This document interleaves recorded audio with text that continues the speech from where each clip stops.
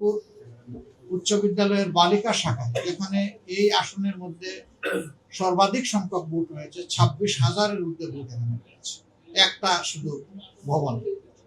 সেই জায়গায় হঠাৎ করে আমাদের প্রতিদ্বন্দ্বী দলের কিছু লোক তারা বেপরোয়াভাবে ঢুকে পড়েন, তারা ভোটারদেরকে ভয়ভীতি প্রদর্শন করেন এবং অহেতুক তারা এখানে হস্তক্ষেপ করেন।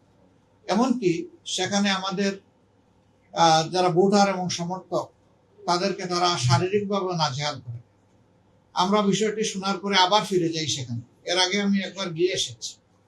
আমরা সেখানে গিয়ে দেখলাম যে সেনাবাহিনীর একজন কর্মকর্তা অত্যন্ত দায়িত্বশীলতার সাথে এই বিষয়টা তিনি হ্যান্ডেল করছেন এবং তখন পরিস্থিতি তিনি আশ্বস্ত করে বললেন যে আমাদের নিয়ন্ত্রণে আছে। আমি তখন তাকে বলেছি যে ভোট আওয়ার শেষ হওয়ার পরে শুধুমাত্র ভোট প্রক্রিয়ার সাথে সরকারের যে সমস্ত কর্মকর্তা কর্মচারী আছেন আর যারা বিভিন্ন প্রার্থীর এজেন্ট আছেন তার বাইরে যেন কেউ ঢুকতে না পারে, এটা আপনারা নিশ্চিত করবেন।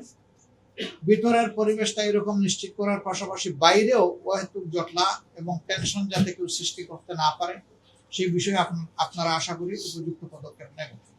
তারা আমাদেরকে আশ্বস্ত করেছেন, আমরাও তাদেরকে সর্বাত্মক সহযোগিতার আশ্বাস দিয়েছি।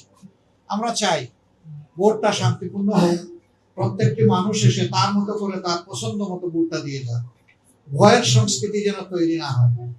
এ পর্যন্ত সারা দেশের যে খবর আমরা পেয়েছি, বিভিন্ন জায়গায় বিএনপি দলীয় যারা ক্যান্ডিডেট তাদের কর্মী সমর্থকরা বেশ কিছু জায়গায় সমস্যা তৈরি করেছে। যেমন আমরা খবর পেয়েছি কুমিল্লার বগুড়া, সেখানে বেশ কতগুলা সেন্টার দখল করে নেওয়া হয়েছে এবং আমাদের প্রার্থীকে শারীরিকভাবে আঘাত করা হয়েছে, যা গুরুতর না।